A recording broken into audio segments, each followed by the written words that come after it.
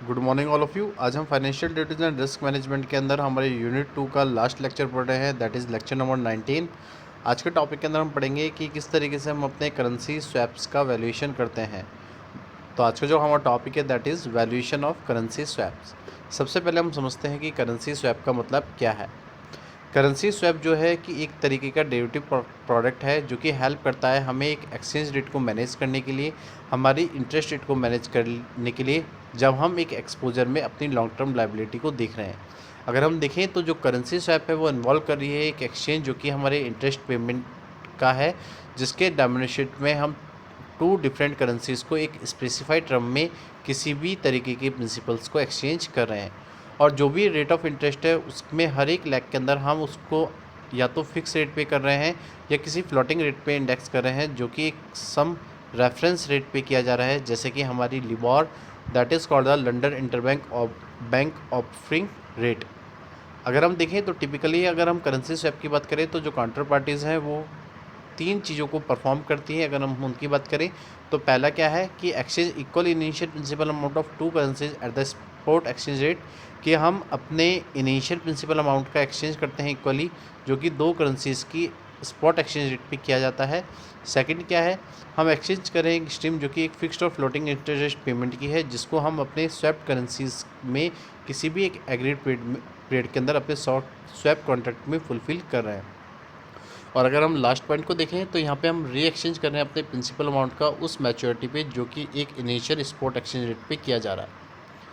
इसके बाद हम देख रहे हैं कि जो करेंसी स्वैप है वो प्रोवाइड कर रहा है एक मैकेनिज्म जहाँ पे हम अपने लोन को शिफ्ट कर रहे हैं किसी एक करेंसी में से दूसरी करेंसी के अंदर, जहाँ पे हम शिफ्ट कर रहे हैं करेंसी के रिलेटेड एसेट्स को एक करेंसी से दूसरी करेंसी में।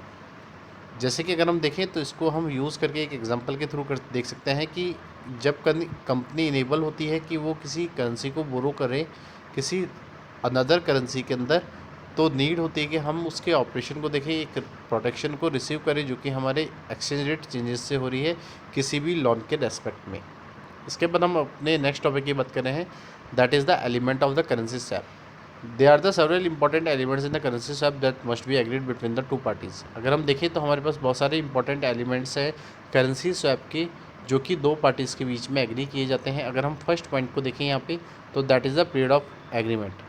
अगर हम देखें तो यहाँ पे हम बता रहे हैं कि जो स्वैप्स होते हैं वो medium to long term arrangements होते हैं। नॉर्मली अगर हम देखें तो ये 2 से 10 साल के बीच के होते हैं। तो एट द एंड जब हम अपने प्रिंसिपल एक्सचेंज करते हैं तो 5 year arrangement is probably the most common. तो अगर हम देखें तो जो 5 ईयर अरेंजमेंट है वो प्रॉब्ली हमारा most common period of agreement है जो कि हम अपने करेंसी स्वैप में देख सकते हैं।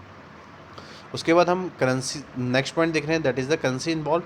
अगर हम देखें तो मोस्ट करेंसी स्वैप इन्वॉल्व कर रही है हमारे डॉलर को और अदर मेजर करेंसीज को, जैसे euro, sterling, yen, Swiss franc, Canadian dollar and Australian dollar. अगर हम देखें तो स्वैप्स दो करेंसीज के बीच में अदर देन डॉलर किसी भी लेस कॉमन के अंदर उनको अरेंज कर रहा है। इसके बाद अगर हम नेक्स्ट पॉइंट देखें that is the principal amount.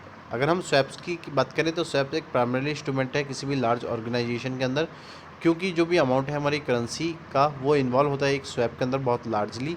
अगर हम देखें तो जो स्वैप है उसको अरेंज किया जाता है एक कंजक्शन के अंदर, जहाँ पे हम अपने बॉन्ड को इशू करके बहुत लार्जर अमाउंट में उसमें ट्रेड करते हैं। नेक्स्ट पॉइंट क्या है, that is the interest rate basis. अगर हम करेंसी स्वैप की बात करें तो करेंसी स्वैप को स्ट्रिक्टली डिफाइन किया जाता है जहाँ हम किसी भी तरीके के two fix interest payment stream को एक्सचेंज करे हों फिक्स अगेंस्ट फिक्स स्वैप। तो अगर हम देखें तो जो करेंसी स्वैप है वो इन्वॉल्व करती है कुछ चीज़ों को। पहले अगर हम बात करें तो दैट इज़ द कि जो फिक्स इंटरेस्ट रेट है वो हमेशा वर्सेस होती है हमारी फ्लोटिंग रेट इंडेक्स से, जो कि हमारे लिबॉर के बेसिस पे मींस एक बेंचमार्क से डिसाइड होती है। दूसरी अगर हम बात करें तो दो हमारी फ्लोटिंग रेट इंडेक्सेस होती हैं। अगर हम देखें तो कौन सी है, एक 6 month sterling LIBOR versus 6 month dollar LIBOR. उसके बाद हम देख रहे हैं कि जो करेंसी स्वैप है वो एटलीस्ट वन पेमेंट स्ट्रीम है जो कि बेस्ड होती है किसी भी फ्लोटिंग रेट इंडेक्स पे, और सब टाइम हम इसको क्रॉस करेंसी स्वैप भी कहते हैं। तो अगर हम देखें तो उसमें हम कंसीडर करते हैं a fix against floating swap is a currency swap interest rate swap, और floating against floating swap is a currency basis swap. इसके बाद हम बात कर रहे हैं कि जो इंटरेस्ट रेट है वो एक स्वैप के अंदर डिटरमाइन किए जाते हैं जो कि दो पार्टीज़ के नेगोशिएशन के बेसिस पे किए जाते हैं, और जो भी नीड होती है हमारे करंट मार्केट रेट्स पे वो सेम नहीं होती है। और जो भी इंटरेस्ट रेट पेमेंट है वो नॉर्मली एक्सचेंज किया जाता है हमारे एक रेगुलर इंटरवल में, या तो हम उसको 6 मंथ्स के बेसिस पे या एनुअली बेसिस पे कर सकते हैं। जो अमाउंट हम पेबल करते हैं हर एक पार्टी को अपने एक एग्रीमेंट में स्पेसिफाई करना होता है। और अगर हम एक फ़िक्स परसेंटेज देखें तो 10% हम एनुअली और 5% हम एवरेज 6 मंथ्स।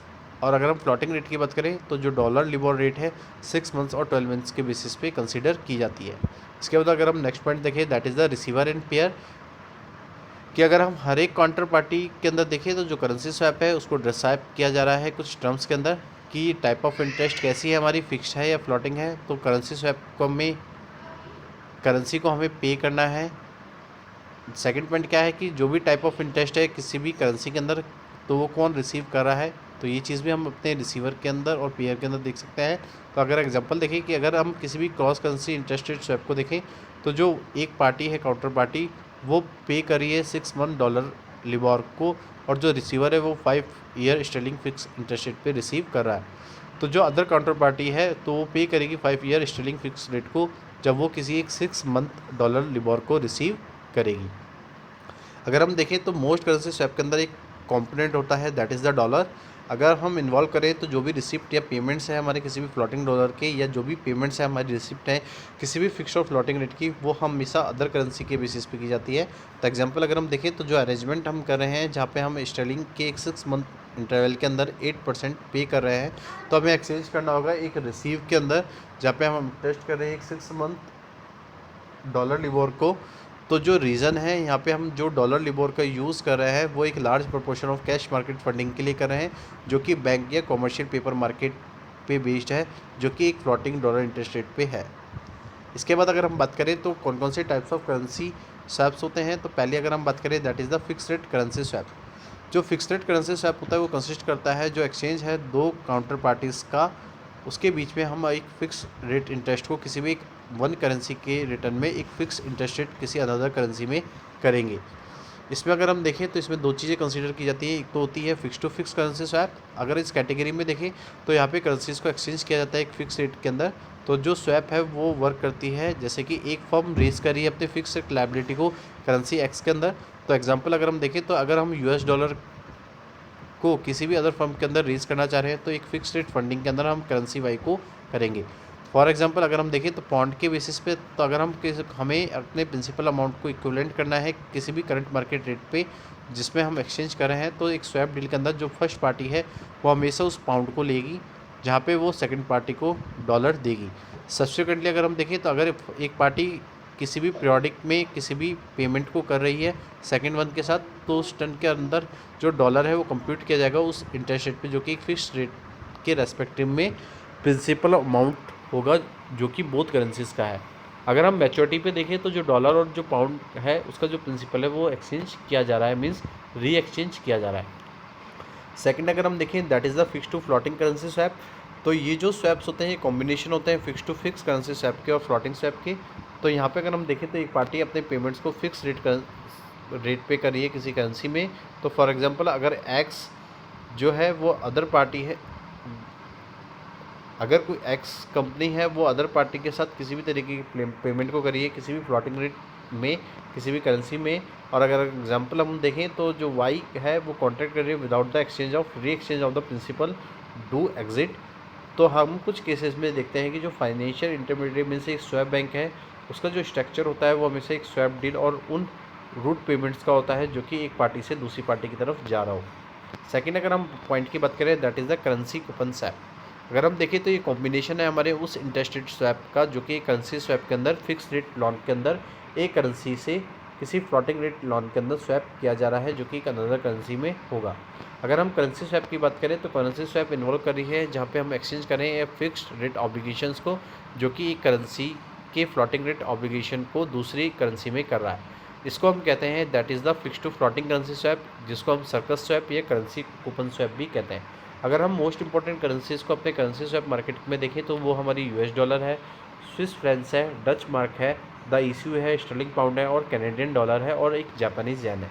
अगर हम करेंसी स्वैप की बात करें तो एक इंपॉर्टेंट टूल है किसी भी करेंसी एक्सपोजर को मैनेज करने के लिए और उस कॉस्ट बेनिफिट को लेने के लिए जो कि एक सेम टाइम पे हमें मिल रहा है।